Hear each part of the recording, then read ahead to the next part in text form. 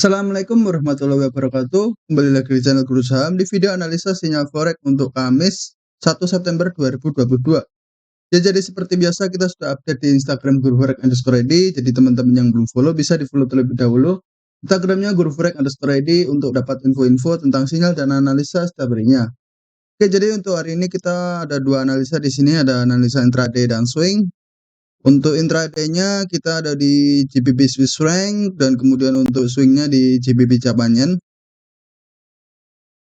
Untuk GBP Swiss franc kita analisa dari time frame H1 hingga daily.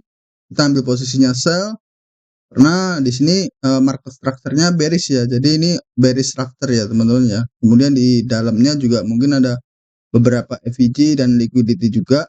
Untuk GBP Japan Yen juga sama. Tapi kalau di GBP Japan Yen ini marketnya sedang bullish ya. Tetapi di sini dia sudah ada area liquidity dan fair value gap juga gitu, dan ada konfirmasi quotes untuk di time frame daily-nya. Terus di sini kita analisa dari time frame H1 hingga H4, ambil posisinya sell juga.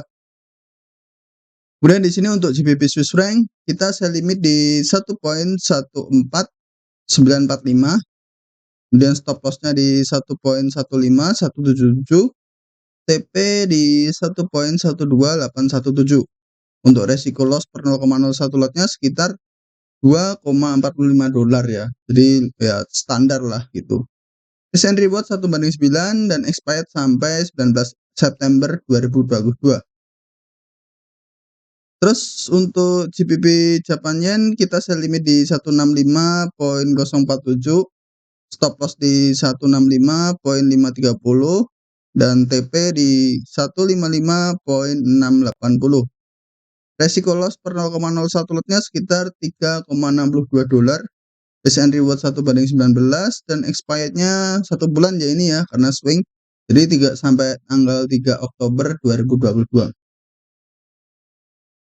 Ya, jadi seperti itu ya teman-teman ya. Dan di sini saya ingatkan selalu untuk pasang resiko itu maksimal 1% dari modal ya. Jadi kalau kita loss ya kita cuman ruginya 1%, dan di sini ada dua sinyal di sini, dua analisa di sini, berarti ada 2 entry di sini. Kalau loss semua kan berarti total resikonya cuma 2% gitu.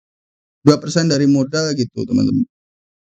Jadi cara terbaik agar money management kita selalu terjaga dan akun kita selalu tumbuh ya gunakan risk and reward lebih dari 1/1 atau dengan resiko maksimal 1%.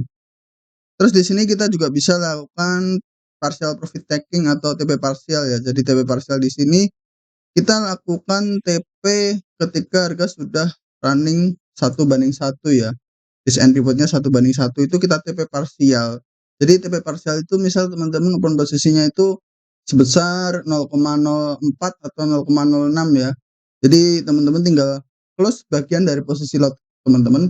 Jadi misalkan teman-teman close-nya itu 0,02 atau 0,04 ya gitu, atau 0,03 gitu.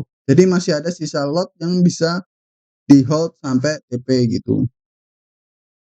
Itu untuk mengamankan sebagian keuntungannya, dan untuk mengurangi resiko kita juga bisa pindahin stop loss-nya ini di entry.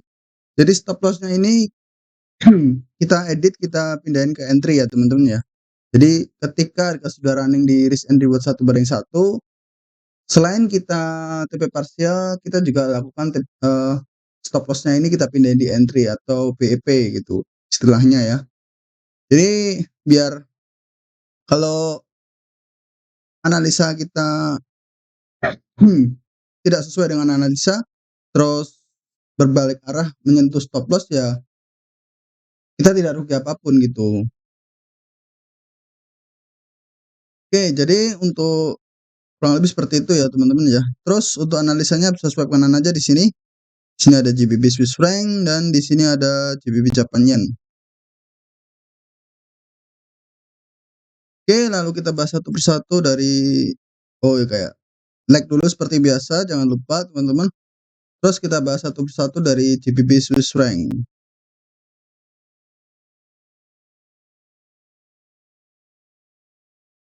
Oke, di sini sudah ada GBP Swiss franc teman-teman, lebih tepatnya di time frame H8. Oke, sebelum itu kita pindah ke daily dulu. Jadi di daily ini kalau kita lihat perhatikan market structure-nya dia masih bearish ya teman-teman ya. Di sini kalau kita perhatikan dari paling ujung paling jauh di sini, dan di sini ada low-nya ini bisa dijadikan target TP teman-teman, dan di sini low, jadi harga ada kemungkinan untuk masuk ke sini lagi gitu. Terus kalau kita perhatikan di weekly-nya dia masih bearish ya teman-teman. Jadi market structure-nya memang cenderung untuk bearish gitu.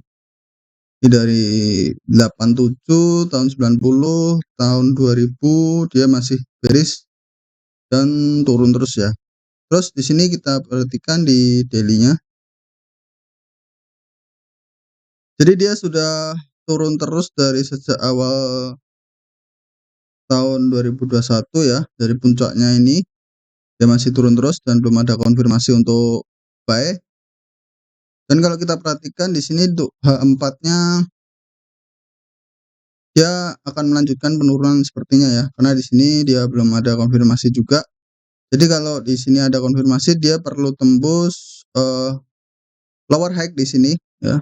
Dia perlu tembus lower high di sini untuk dapat konfirmasi agar supaya dia marketnya bisa bullish ya. Tapi kalau harga tidak ada konfirmasi atau tembus misal seperti ini, ya dia tidak akan bisa melanjutkan kenaikan gitu. Jadi kalau cuma naiknya cuma sampai sini ya dia akan melanjutkan penurunan gitu. Oke, di sini kalau kita perhatikan di sini ada area liquidity. Ada area liquidity yang terbentuk. Ini kalau dia satu kelihatan teman-teman. Seperti ini. Jadi harga membentuk liquidity trendline ya. Jadi memancing para trader agar open posisi sell di area sini gitu. Jadi market makernya atau para bank institusional mereka membuat harga seolah-olah membuat trendline resist trendline seperti ini ya, supaya memancing para trader open posisi sell di area tersebut gitu. Nah, ketika orang-orang open posisi sell di sini, kemungkinan stop loss itu berada di area ini. Padahal sedangkan di sini ada area FVG ya. Ini kalau FVG kita perhatikan ini berada di time frame H4. Nah, di sini. Di sini ada FVG ya. Tapi kalau di time frame H1 dia tidak ada FVG-nya, malah jadi order block. Nah, seperti ini. Tapi kalau kita entry di sini juga salah karena di atas ada FVG ini.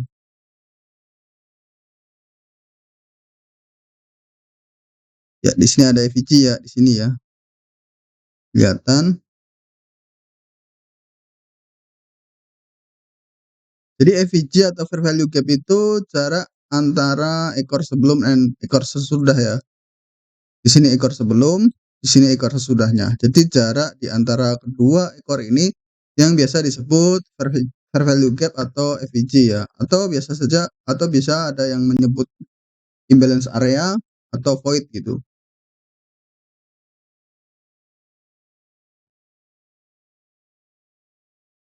Oke, lalu untuk kita entry-nya, kita entry di sini. Di sini area order block yang kita pakai, dan di sini masih fresh, masih unmitigated juga.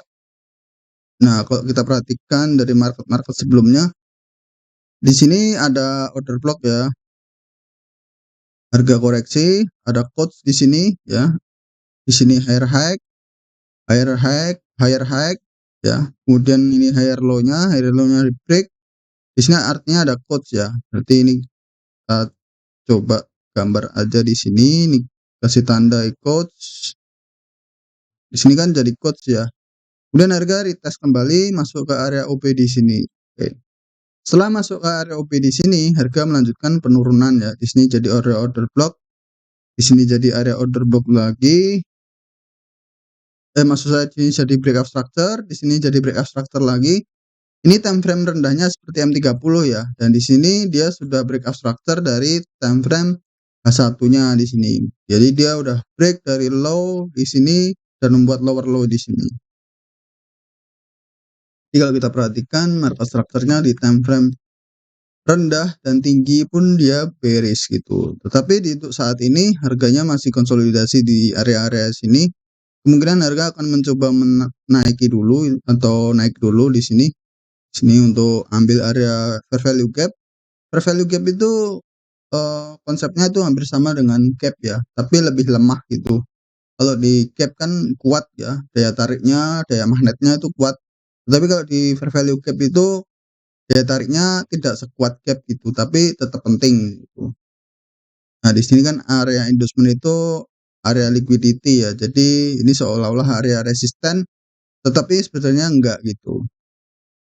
Kemudian di sini kita ambilnya posisi sell di order block di sini.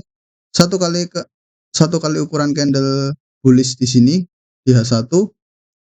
Untuk range antara sell dan stop loss satu kali ukuran candle dan kita entry di tengah-tengahnya.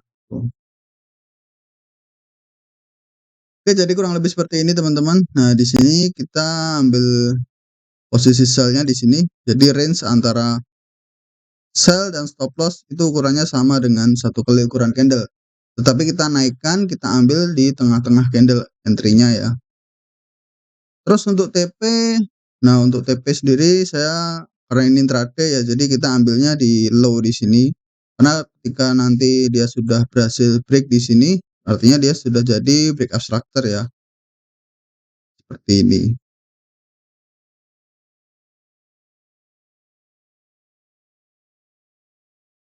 Nah, nantinya akan jadi break structure gitu. Dan melanjutkan penurunan sampai ke target weekly-nya tadi itu ya di low-nya 2020. Oke, next kita ada GBP Japan Yen. Nah, ini kurang lebih sama dengan di GBP Swiss Franc. Kalau kita perhatikan di sini dari H8 saja teman-teman, karena teman-teman pasti pada tahu kalau di time frame tingginya pasti bullish ya. Seperti ini. Jadi untuk saat ini dia masih strong bullish, tetapi kalau di sini kita lihat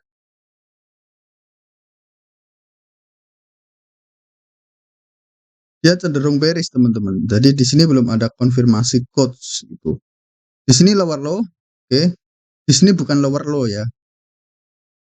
Kecuali kalau di sini jadi lower low, mungkin ketika dia break di sini mungkin akan jadi quotes. Tetapi di sini dia bukan lower low, oke. Karena low-nya ini lebih tinggi daripada low sebelumnya. Padahal untuk jadi quotes itu dia perlu jadi lower low dulu, kemudian dia break lower high gitu. Tetapi kalau di sini low-nya di sini dia perlu break di sini agar jadi quotes. Nah, kan tinggi sekali ya mau break di sini. Sedangkan ini weekly gitu. Jadi untuk tren besarnya dia masih cenderung untuk bearish gitu. Nah, tetapi untuk tren pendeknya seperti daily, nah di sini kan di daily dia masih bullish ya. Daily dia masih bullish dan kita lihat harga sekarang masuk ke area fair value gap di sini. Jadi dia harga sudah masuk fair value gap di sini. Untuk weekly-nya dia sudah masuk FVG di sini. Dan di sini juga ada order block ya teman-teman ya. Di sini ada area order block juga. Terus kalau kita lihat di daily-nya ini kan masih di weekly ya. Di daily sendiri dia sudah ada konfirmasi code juga. Jadi setelah masuk ke area FVG, dan ini kan higher high ya, higher high ya. Ini higher low-nya, ini higher high-nya, ini higher low-nya, kemudian harga break membuat lower low, oke. Dan di sini ini tidak bisa disebut higher high, ini equal high ya jadinya ya. Lalu harga konsolidasi. Jadi selama dia belum break area ini, dia masih berpotensi untuk melanjutkan penurunan gitu. Penurunan targetnya kemana? Targetnya ke low daily-nya di sini. Jadi kurang lebih seperti itu teman-teman ya. Jadi untuk targetnya untuk GBP Japan Yen dia masih turun sampai ke 155.640 ya. Kalau di sini nanti tertembus, kemudian dia akan ambil area order block di sini kemudian dia retest lagi dan melanjutkan penurunan. Oke, jadi kalau kita perhatikan untuk market daily-nya dia sudah ada konfirmasi tapi sekarang sedang konsolidasi gitu. Dan di sini ada sinyal sell limit 18 Agustus kemarin kayaknya. Nah ini ya, karena ini sinyalnya udah mau habis jadi saya perbarui lagi. Tetapi letak entry-nya saya pindah ya di sini ya. Jadi untuk letak entry-nya saya pindah, saya dekatkan gitu. Jadi analisanya masih sama dengan di 18 Agustus kemarin.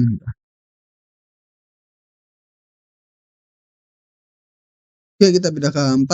Jadi untuk H4 sendiri kalau kita perhatikan di sini ada area FVG, tapi harga sudah masuk.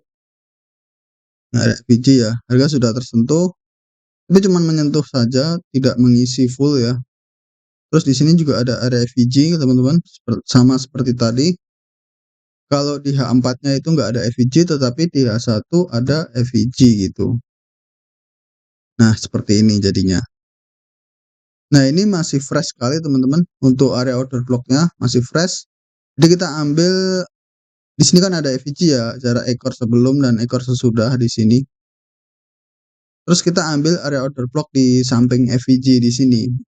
Untuk area order block ini berarti ini yang kita gunakan untuk open posisi sell dan stop loss-nya. Terus kita entry di tengah-tengah.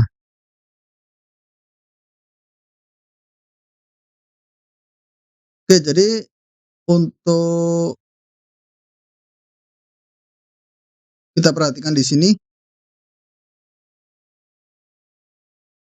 harga ini sudah break ya ini ya.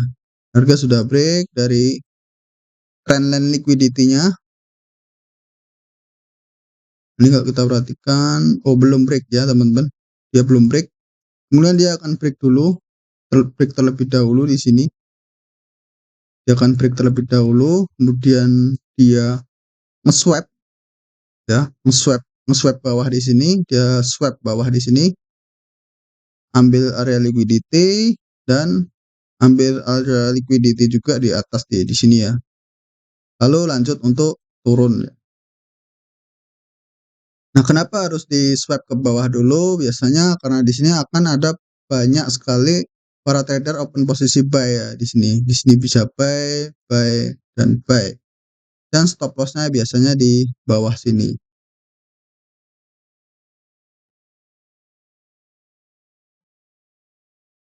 Nah, stop loss itulah yang akan dimakan para bank ya atau institusional ya. Jadi atau bandar lah istilahnya ya. Jadi dimakan sama bandar terus dibawa ke atas gitu. Di atas juga sama, di sini akan banyak sekali open posisi sell, di sini stop loss-nya. Nah, ini dimakan semua stop loss-nya terus dibawa ke bawah. Saya kira teman-teman pasti sering nemuin hal-hal kayak gini ya. Jadi udah open posisi sell di area resist, apalagi resist trendline, stop loss di atas, harga nembus stop loss lalu tembus ke bawah gitu. Jadi seolah-olah seperti false break gitu. Kurang lebih seperti itu ya teman-teman ya. Terus kalau kita lihat di sini eh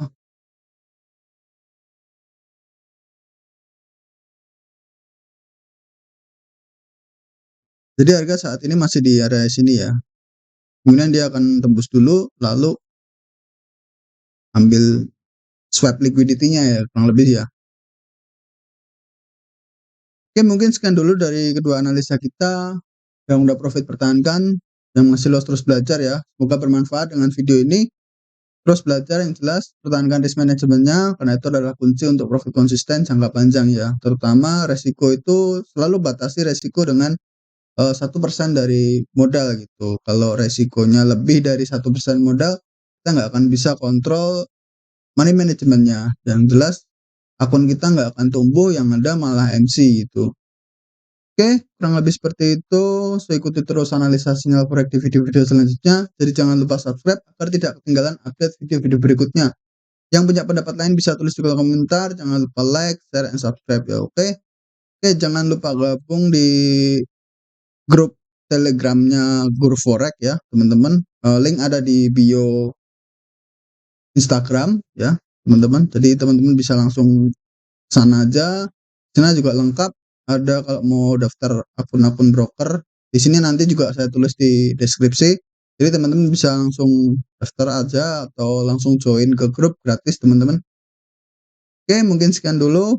Assalamualaikum warahmatullahi wabarakatuh.